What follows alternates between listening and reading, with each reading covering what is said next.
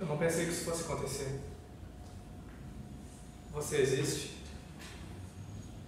Assim como eu não pensei que você respirasse, que usasse esse terno e tivesse essa cara. Bom, então deixa eu me apresentar para você. Prazer, Eric. Eu sempre procurei não pensar em você. Procurei fingir minha vida toda que você sumiu. Sumiu para sempre. Não procurei pensar que você me esqueceu. Meu pai. E agora você aparece.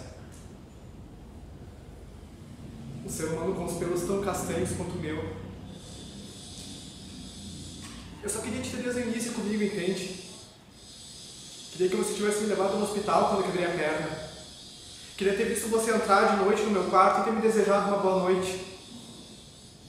Queria não ter chorado no dia dos pais. Mas a culpa foi minha.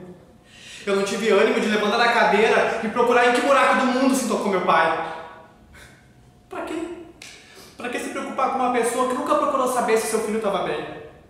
Se estava estudando, se estava comendo chocolate ou se drogando numa esquina?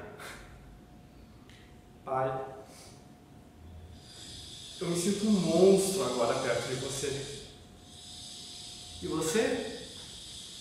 Um pintinho fugindo do gavião. Eu não vou conseguir te chamar de pai nunca, porra! Tu foi um filho da puta comigo!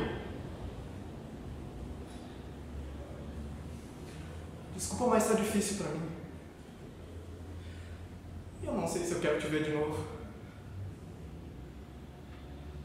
Eu não sei se eu quero ficar a noite sem dormir pensando nisso.